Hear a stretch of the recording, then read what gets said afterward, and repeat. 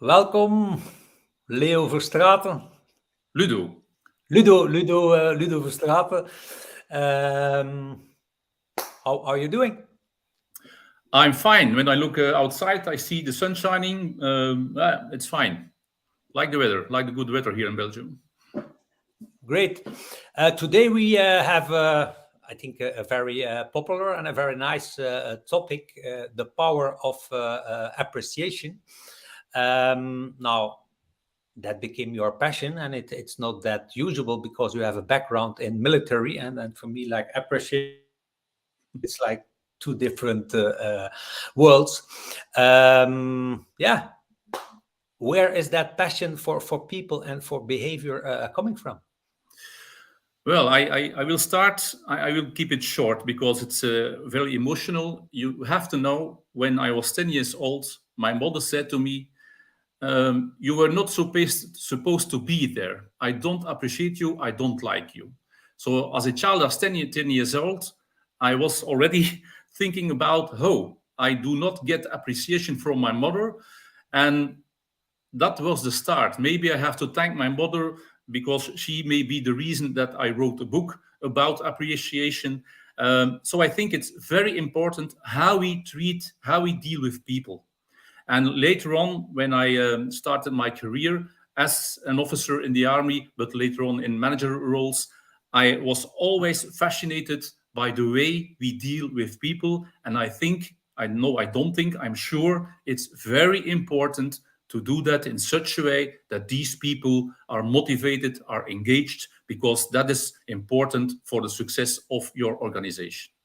Yeah, and that is always nice to hear that what you are doing right now, it's based kind of on a personal experience, maybe a personal trauma of your youth, and then later on that becomes like the drive of what you are doing now. Because after the military, you went to temporary work business, and then you went to like even funeral business.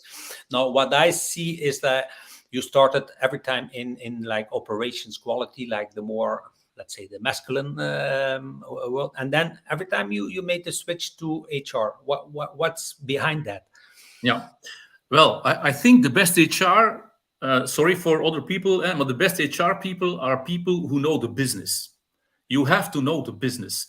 And when I did some operational roles in my last career, and then I became HR director, people knew I knew the business also. And the connection between business and HR was already, it was okay. Because HR, like Dave Ulrich says, HR is not important. But what HR can do for the business, for the company, that is important. And the better we understand the business, the better HR can deliver toegevoegde waarde, how do we say that in English? Added value. Added value to the business. Yeah. And that's because that's the reason I think when people start an operational rules, it's always nice to see that some of these people, yes, go to HR to continue their job there. Yeah. Yeah. Now, today we will talk about appreciation. Now, the first question is, what is that? What is for you Yeah. Important. Appreciation? Important question, because we can talk about appreciation, we can talk about recognition, and there are lots of words, gratitude. But I will be clear in my answer. When I talk about appreciation, I don't talk about material or financial appreciation. I don't talk about recognition programs. I don't talk about bonuses because I don't believe in it. I believe in an attitude, the way we behave, we deal with people, the way we communicate with people, the way that leaders are giving leadership, are doing their leadership. That is for me an attitude. Yes, it's the fundament of giving appreciation in a natural, spontaneous way. For example, when you see that one of your employees have given a presentation to the board of directors and the presentation was really good, well, appreciation is afterwards, Karel, you have given the presentation. It was very nice. You did a splendid job. That's giving appreciation, and people, they love to hear that. But I will be immediately severe also. Giving appreciation is always telling the truth to your employee. And the truth can also be hard to hear.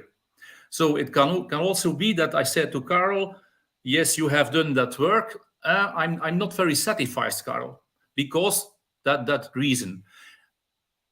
But I do that because I appreciate Carl. I want to help him in his grow, in his development. That's also appreciation. Yeah. How powerful is appreciation? So what's the power of appreciation? Yes, there worldwide. I've read worldwide many studies. There's had been done a lot of research about that item, and you see that companies who have a culture of appreciation, that their retention is higher, that their Mhm. productivity is higher, that their burnout is lower. So I have the studies here. I have all the numbers, but it's always the same result. Giving appreciation in an authentic way helps to increase the success of the organization on many levels. Yeah. In Flanders, 2 years ago, there was a research in Flanders by a professor who said, we have discovered that 1 on 3 employees in Flanders do never receive appreciation. In the Netherlands, it was the same result. So I looked a little bit further, and worldwide, I saw the same results. So 1 on 3 employees do not get appreciation. So what does that mean for the organization, or for the success of the organization? That means that their success, their growth is not impacted by the engagement of these people. Mhm. Because I saw last week, I thought it was Gallup, or I don't know, Mhm. showed the last graphics about engagement worldwide. It is still decreasing. We are on 17% of people who are really engaged. The rest is not engaged. And one of the reasons is that they are not appreciated on the work floor. Mhm. Yeah. So see, if you can do that another way, that will be very powerful for the organization. Yeah. So there's a direct link between appreciation and Certainly. engagement and productivity. Yeah. Now, what type of appreciation do we have?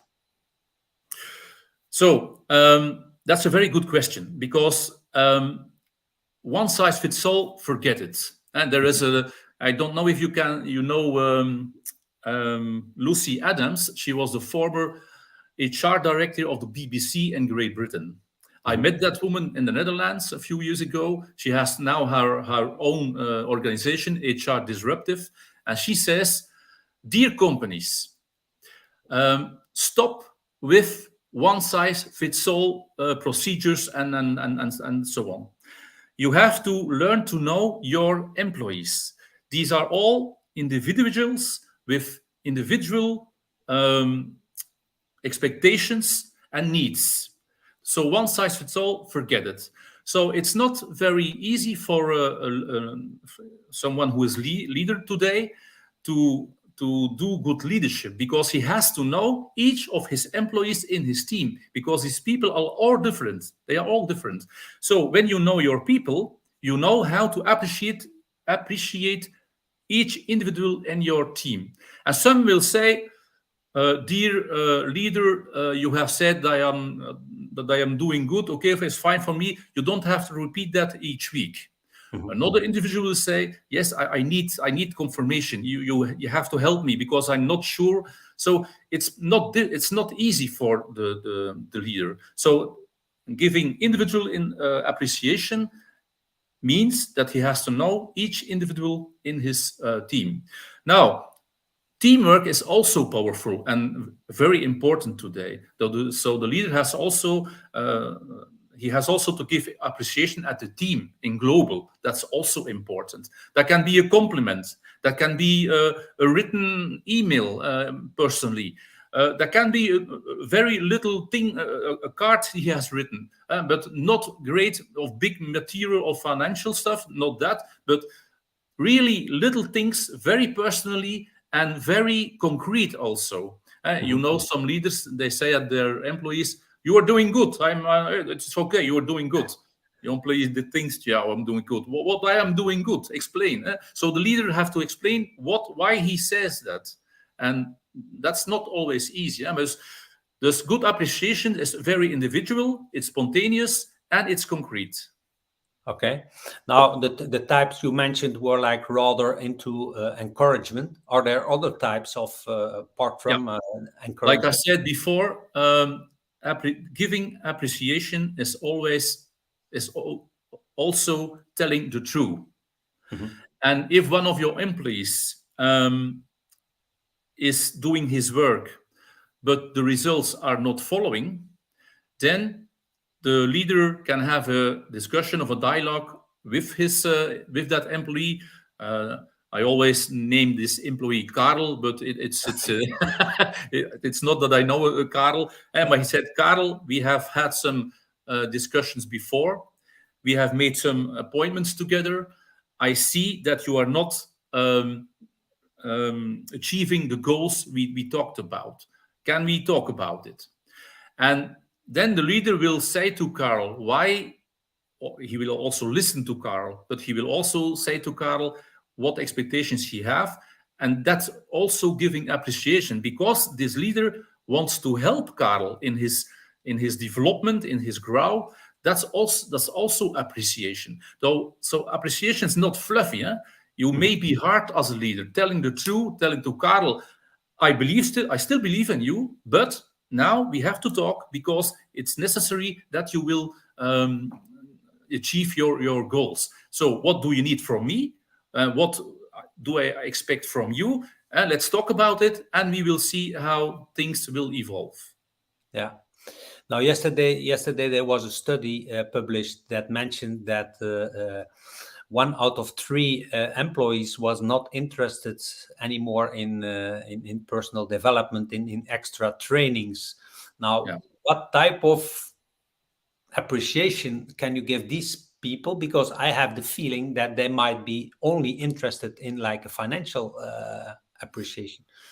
Yes, that's a very big chance, and surely if they have grown up in such a culture, because some companies have such a culture. So if this is the case in your company, if 1 on 3 said, I don't need development or Mhm. education, I think there's a problem. Mhm.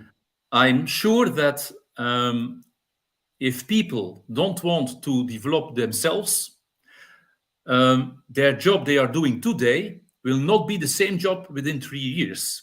Mhm. Things are changing very rapidly. So if one says, I don't want to develop myself, that means that within 3 years, he can't do his job anymore.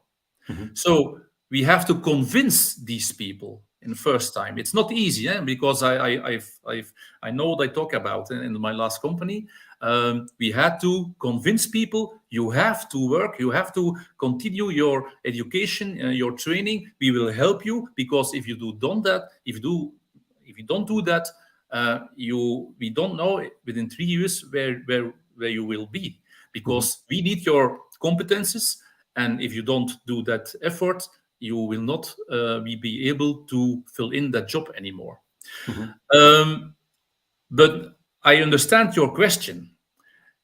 Indeed, if an organization they have financial bonuses, they have a recognition program, and at the end of the year, everybody receive a big cadeau, a gift from the company. Oh, it's nice to have that.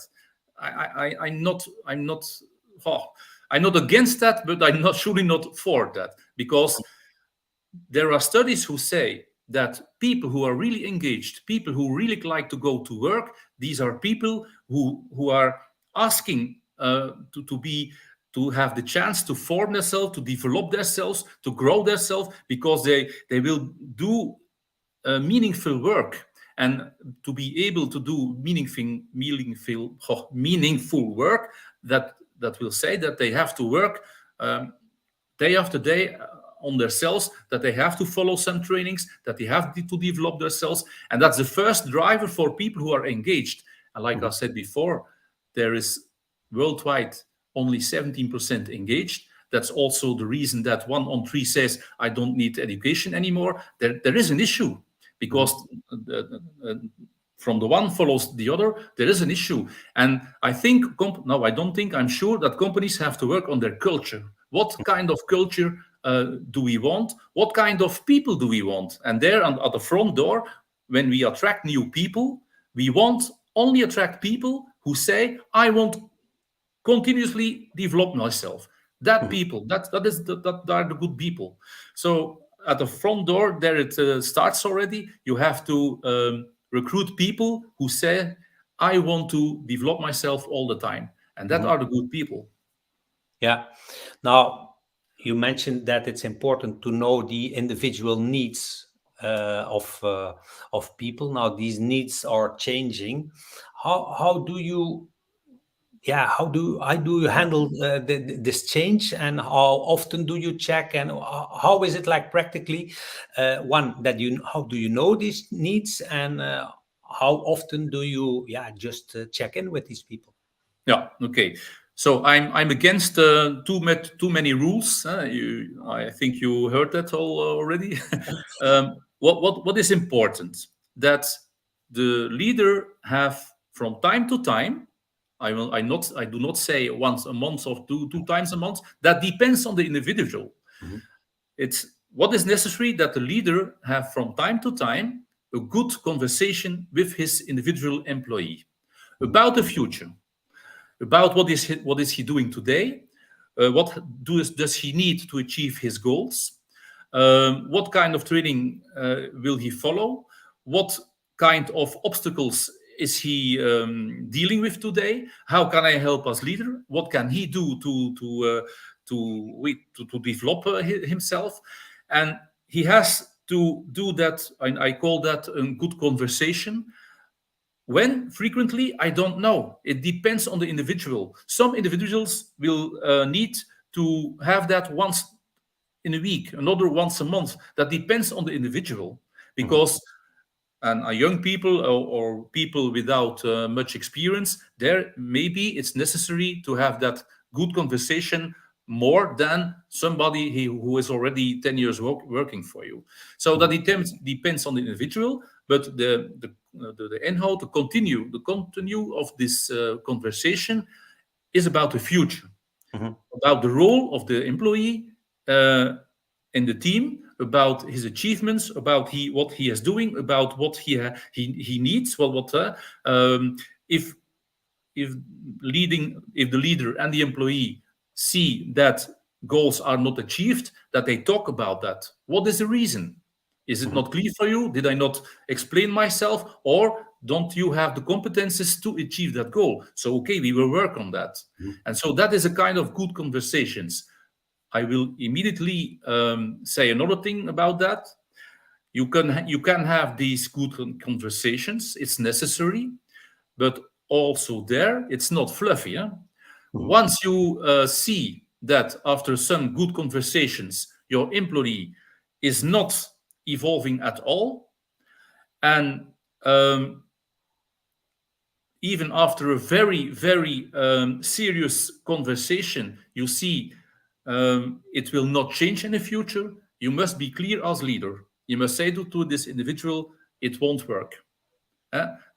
And it's good for the individual that he knows that. It's good for his colleagues. It's good for the organization. But as leader, you have to have the guts when you see that someone, after all the efforts you have done with him, it will not succeed. You have to take a drastic decision. And there I see that some leaders have very difficulties with that, because Mhm. they want to protect the employee. It's a difficult conversation. It's not nice. And what will he do? Okay, I understand. But at the end of the road, the organization must be successful, and that is important. Mhm.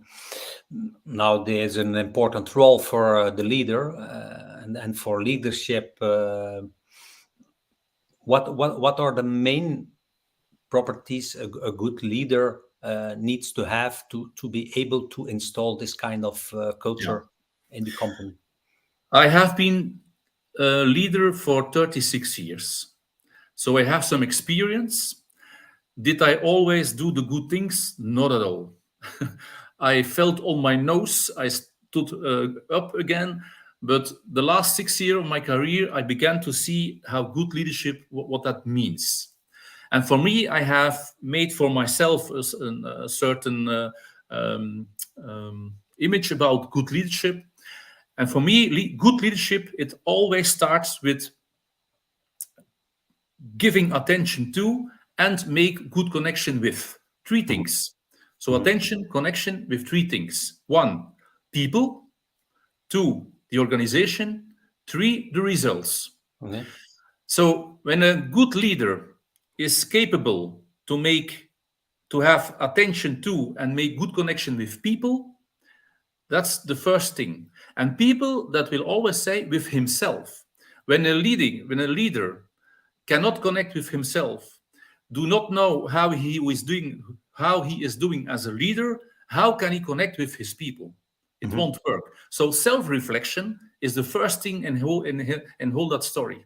mhm, I have learned that in the past years to look in the mirror, literally, but look in the middle at yeah, Ludo. Wow, you're looking good, but not all is okay. You have to develop some things in your leadership. So that's the first thing a good leader must do. Looking in the mirror, how am I doing? You can ask feedback at people you trust. Ask feedback to develop yourself as a leader. The more you know you as a good leader, the better you can make connection with your people. So that's already one thing. Attention and connection with people. Two, with the organization. If you are working in an organization as a leader, but you don't believe in that organization, how can you inspire your people? You mhm, have to know the mission, the vision, the purpose of your organization. Where are we going? What is the strategy? What are our goals? And you have to you must tell that very in an inspiring way to your people, so they will also be inspired. So you have to also give an attention to and make connection with your organization. And when you see for yourself today, I'm working in an organization I don't believe in, quit. mhm, You don't have to stay there. Quit. You have to work for an organization where you believe in, and mhm, doing that, you can also engage your people. And third, because it's not fluffy at all, I said a few times before, make connection of give attention to and make connection with the results. What does that mean for you and your team? And the global organizational objectives, what does that mean for your team and for yourself? How do you translate that for your team? Just so you have to understand very well what the goals of your organization are. Where are we going? Where is our flag within 5 years? And what does that mean for my people and for me? How do I translate that? And therefore, the good conversation is very important. You can always talk about that, and the better the more that is clear, the better you can do the conversation with your team members. mhm, So, resumed, for me, good leadership is giving attention to and make connection with people, organization, and results. It's 2 minutes that I talked about that, but I give workshops about that during 3 hours. So there's a whole story behind it. Huh? yeah, yeah. And then how important are communication skills? Very important. One of the things that sometimes people say, culture, what is a good culture? What is that culture? I always react with three questions. Culture, that is the way on which we deal with each other on the work floor. Mhm, Culture, that is the way how we communicate with each others. And culture is the way that leaders are doing their leadership. So the second one is pure communication. And in many, many organizations, it doesn't go well because there is no trust. And if there's no trust, people won't speak. People mhm, won't speak what they think. So you mhm, have to to install that trust. Trust is very, very important. And therefore, a leader has to be someone who is trustfully, that people see, I can trust him. Therefore, a leader dare to say, I don't know the answer today. I dare to say that as a leader. I don't know the answer today, but you know what? I will do my work, and next week I have an answer for you. Or to say, I have made a mistake as a leader. And if you can do that, your people will appreciate you, will trust you, and will be able to communicate you in a very normal way. There will not be disturbance on the line. They will be they if they feel that you're also a human leader, they will trust you and they will speak freely. But in many organizations, and it's not easy, what I talk about, because I have done the transition in a company, it's not easy. You have to take the time, it's a process. People have to feel that you mean it well, and you have to build to that trust. But once that trust is there, you can achieve much more, and you can verbeteren, you can ameliorate, improve. Yes, you can improve the communication, and people will talk more and more and more without being scared to be sanctioned for things they say. Yeah, for me, that's the first part of, let's call it vulnerability. That's the first part. Yeah. For me, it's like the easy part, and it's like kind of the technical part. I made a mistake. I don't know it. For me, the biggest jump, the biggest progress comes the moment that the leader dares to be like really emotional vulnerable, that he shows emotions. Do you have the same experience with yeah, absolutely. But also there we don't have to exaggerate. As a leader, you have to show your emotions, not a problem, but don't exaggerate.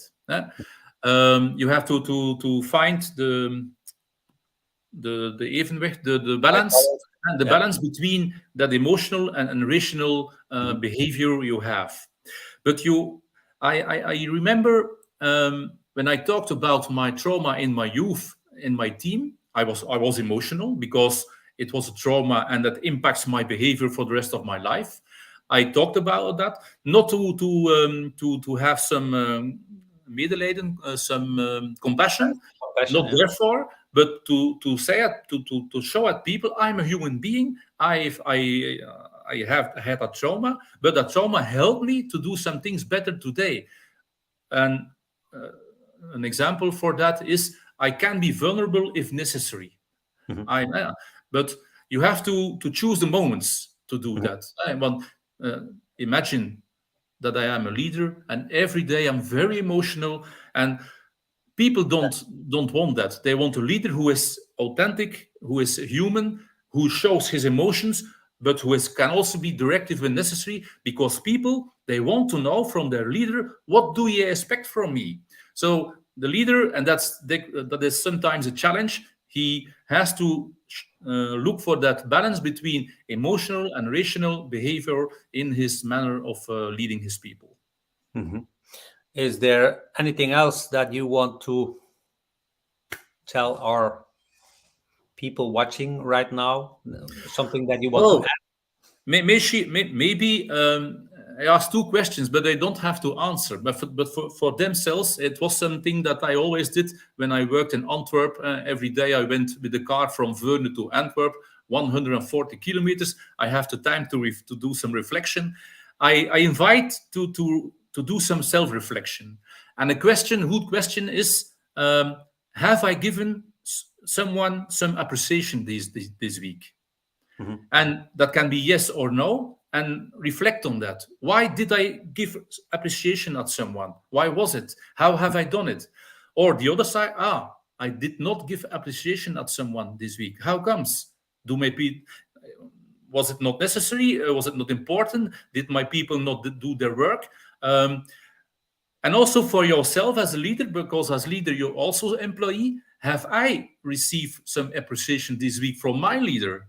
Why not? Why well? And what does that to me? So that kind of self-reflection, when you are in the car, when you are sitting in the sun with a glass of beer, you can think about it, because that's the beginning to understand why appreciation is so important. It does something with you. It does something with your employee.